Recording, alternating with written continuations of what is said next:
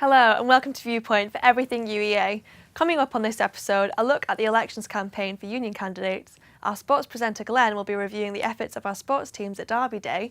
And for Society Spotlight, the cycling club keeps us up to speed with their activities.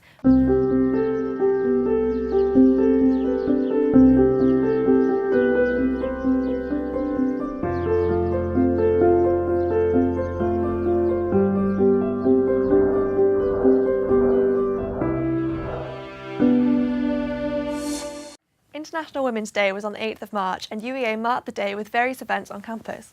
UEA TV was there to capture the day which celebrates women all around the world. Let's take a look. So International Women's Day, as the name suggests, is an international day for recognising the work of women globally, locally, and sort of recognising that there are plenty of women out there doing amazing things academically, musically, and they don't get recognised because every other day is International Women's Day.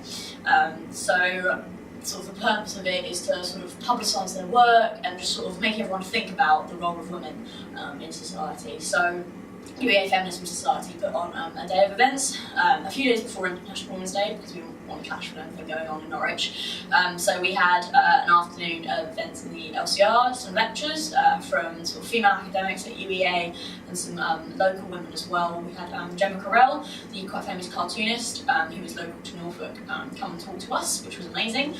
And then in the evening, we were in the Blue Bar and we had sort of an evening of cabaret. We had some poets from UEA's creative writing programme come along and perform some of their stuff, which was amazing. And then we had some musicians and we had a local all-female punk band perform sort of close the evening, and it was just fantastic and really great to see just sort of loads of women coming to watch other women perform and really sort of appreciate their hard work.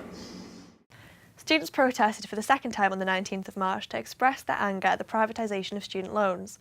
The group, Defend Education UEA, marched across campus carrying large red boxes above their heads to symbolise the selling off of student debt to private companies. We went down to the protest and spoke to Union Officer Rosie Rolls about how it came about. What's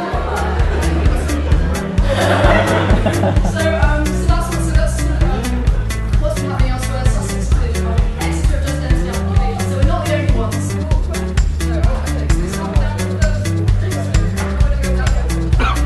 Mainly the issue is that if they're being sold off, the likelihood of the interest rates just soaring on our loan repayments will just soar because they can lift the cap. Private companies, of course, what are they going to do if they're buying something, they want to make some money off it. So basically our tuition fees will be fluffing the pockets of private companies. And also, I mean, the government have said that they will disallow any changes to terms and conditions, but they've said things before, and they've not kept the promises before. And as you can see by so many hundred people that turned up today, no one trusts it. Privatise! Organise! Privatise! Organise! We won't have a government! Students united will never be defeated! We have a government! When they say privatise, we say organise! Well, this is something that people have been doing around the country because this is the National Week of Action, so there are 50 students, 50 universities doing this across the country. Education is our right!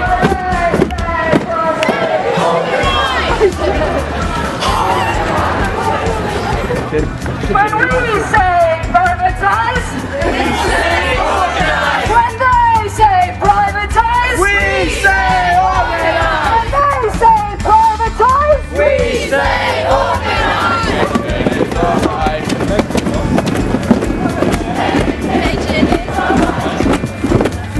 But the thing is about it is that we wanted it to be as big and visual as possible, so empower as many students as possible. And as you can see, I think we managed quite well. So the idea is, the pressure. I think with having that many people, it's enough pressure to not have to go that far. But this is the start as well, so, it's the start, and we've made our statement quite clear, and the escalation will occur, and things will go right. We've blown the cap up right off. So, do I have any starting bids? Do I hear 12 between 10 and 50 million pounds? Go to your hands. Someone's going to make a profit on it. Taking a loan out since 1998? Well, our brand name terms with. The sort of devil you met in an elevator, you'd spend an awkwardly long time staring at your feet rather than make eye contact. How would you like to sell your future to the bankers? I get it. You're probably looking at a fall uptake and reduction in profits. No one student debt. It seems prima facie that's what we all want to get rid of. The key issue here is that what's happening is it'll get bigger, it'll get worse. And it's not something that's just happening for new students, it's going to be a retrospective application of a fee hike which could be occurring for people who've gotten loans from 1998 onwards. Yeah, so I think this protest is really important because I don't want to see a retrospective hike on my student loan, and I don't want it to happen to any other student, and I think it's part of like a broader ideological privatisation agenda which is happening all across the country. So go on, round go.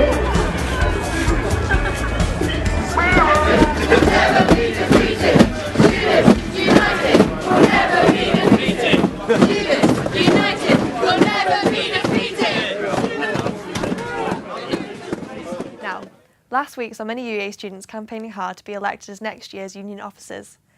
It allowed the candidates to express their policies and reasons why they should be elected, with many choosing to stand out in various ways. Students were able to vote online in the LCR from Thursday the 13th of March to Monday the 17th of March.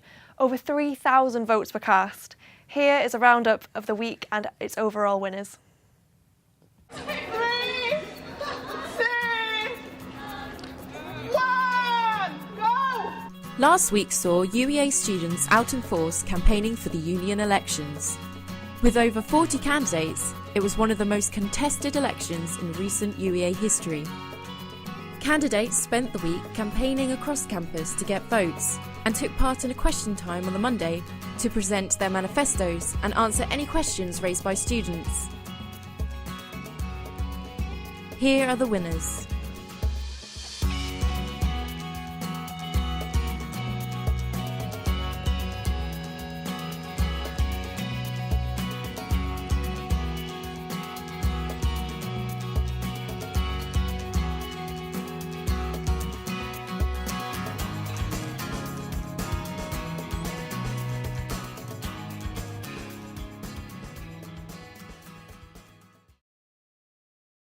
Congratulations to the candidates and those who were elected. Now, another great event that occurs on the UEA calendar happened on Sunday the 16th of March and saw some of our great sporting teams travel down to the University of Essex to take part in the annual Derby Day. With more on the day's events, we go over to the Sports Corner with Glenn. Hello and welcome to a special Derby Day edition of Sport. Now, Sunday saw an army of UEA sportsmen and women descend en masse upon Britain's oldest recorded town, Colchester, for this year's Derby Day. With the University of Essex hosting the event this year, the Blades were hopeful of continuing their dominant home form, which would see them avenge their defeat in 2013. UEA, on the other hand, hadn't won in Colchester since 2006, but after a comprehensive victory in last year's event, they were certainly confident going into this one. UEA TV were based on campus for the duration of the day, so here are some highlights.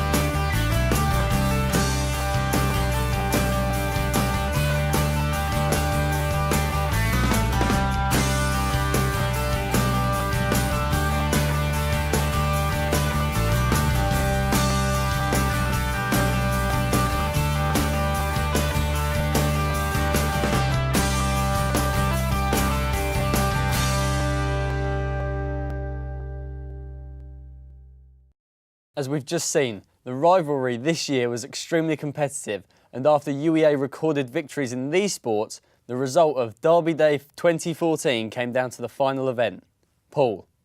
With UEA leading 29.5 points to 28.5, Essex had the opportunity to draw level and scrape a draw. UEA needed a hero, and cometh the hour, cometh the man. Up stepped Josh Edwards, immortalised as Eddie from Pool Club, to pot the ball, which secured UEA's first win on enemy territory for 8 years, as Derby Day 2014 ended with the final score of UEA 30.5, the University of Essex 28.5.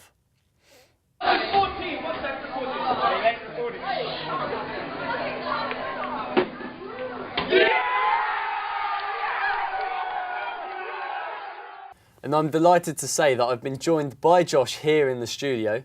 Josh, thanks for joining us on the programme. How are you? I'm good, thank you. Yeah, cheers. So, an incredible Derby Day, your first, I think. Yeah, first one. How was it? Yeah, it was brilliant. Couldn't have hoped for a better atmosphere, and it was like festival right around the campus, so it was a great day. Yeah, brilliant. Obviously, was it hostile? Pressure on? There were some moments where it got a bit tense. A few drinks were on the tables, but yeah, no, it was okay. We're good friends with the Essex pool team, so we got along really well and had a great game of pool. It was good. Now, I hear Pool have been, they've been successful leading into Derby Day this year. Do you just want to explain that? Yeah, we've had a bit of luck with the team this year. 2 of the 18 players are new this year, including me, and we've had more success this year than we have in a long time, I think. We ended up in the final of the trophy at Bucks as a team, which was an amazing experience. One of our players, Nick, who got to the final of the snooker individuals at Bucks, which was brilliant. We were really proud of him. So, yeah, it's been a very successful year for us. That Bucks performance in the pool specifically, how did that help you going into this year's Derby Day? Personally, I think that was what won it for us. Like we really got together as a team at Bucks. We spent 4 days together, and yeah, we went to the final as a team. There was a lot of tense matches where we relied on each other in them, and it's surprising in pool. You wouldn't think it's much of a team game, but yeah, it takes a lot when your back's against the wall. You need your other players. So, did you just want to explain for us the format that pool at Derby Day takes? How many games? What goes on exactly?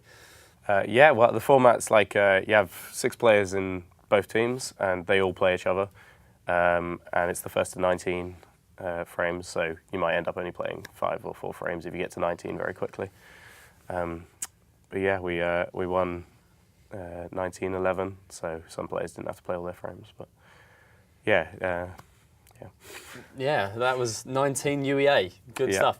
So how has potting the ball changed? Well, I want to say your life, but I think that's going a bit far. How has it changed the sort of your life around university, if you will? It's definitely made my year. I wasn't expecting this kind of being on here is kind of strange, and having interviews with Concrete, I wasn't expecting that kind of thing at all. We went into the match joking around about how we're the last people, so we might come down to leading. Be heroes. Yeah, we were joking about it on the bus, and I wasn't expecting it to happen, and I was very lucky that frame was mine, the winning one.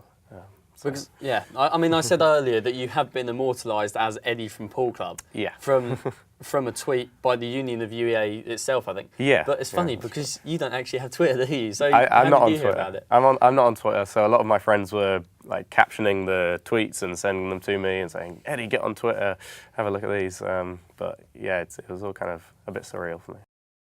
Thanks for your time, Josh, and congratulations once again. Thank you. Thanks for having me. And of course, further congratulations to everyone from UEA who competed with such great passion and commitment during Derby Day 2014. This really is a victory that should be savoured, celebrated and remembered. Finally, here from UEA TV Sport, we'd like to mention and praise our media partners, Livewire 1350 and Concrete, who delivered comprehensive coverage of the day. It really was a massive media operation. That's it for the sport on this Viewpoint. Join us next time for more news and the latest on the UEA teams and clubs. For each episode of Viewpoint, we'll be taking a look at the different societies on offer to you, UEA students, with our Society Spotlight. This week, we went out for a ride with the UEA Cycling Club to see what they get up to and how you can get involved.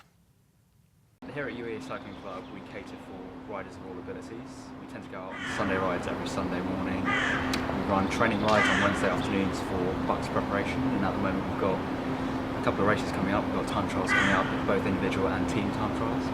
We also cater for mountain bikers as well. We've got a great route around the Broad. We've also got Derby Day coming up next Sunday, so that's going to be quite exciting. We're looking to kind of hand our asses to them on a silver platter. So it's all very exciting at the moment, and so far the club's gone from strength to strength. So this time last year we were relatively small, and I'd happily declare that we're now a medium-sized club. And as far as development goes next year, we're just looking to expand and get more riders in of all abilities to come join in and see what the fun's all about. Hi, my name is Andreas Krogstable, and I'm part of the cycling club at UEA. And today we're going on a 45 mile trip, just on Sunday, a relaxing ride in the beautiful sun. But we finally have a Sunday. We haven't had that for weeks now. It's after winter with lots of rain and storm weather. It's so just imaginable. The cycling is it's not all about just cycling. It's also the community and the friendship among the cyclists. So we have lots of good socials. Go to LCR a lot. Yeah, it's brilliant, and you get a lot of friends for your entire life, really. Personally, I think that riding a new route every time is just great, because you always get a new scenery, always get a new route, or a new challenges. So I don't have a personal favourite route, but there are a lot of routes just north of Norwich, which will take you off the main roads and into like small countryside roads. Gives you less traffic and more nature. We do quite a lot of racing at UEA. We held a 5x3 event in November, which was an entry-level mountain bike race, and we're hoping to do that annually. We also went to Lotus League races, which are a circuit-based race on the racetrack at the Lotus Engineering Factory. That's a great event. That brings riders from all across Norfolk. Our main Bucks events, which are the time trials, coming up in April, and again we're hoping to do well there. We've started entering more and more people over the last couple of years, and hopefully this year we'll get some pretty decent results. And Derby Day on Sunday. Last year we won it. This year Essex are hosting, and hopefully we can win again. Bring some glory back to UEA. Well, that's it for this episode of Viewpoint. If there is anything you think we need to cover, then please visit our website, ueatv.com, or contact us via our Facebook page. You can also head to our YouTube channel and check out our other content and programmes. But for now, thanks for watching. See you again next time.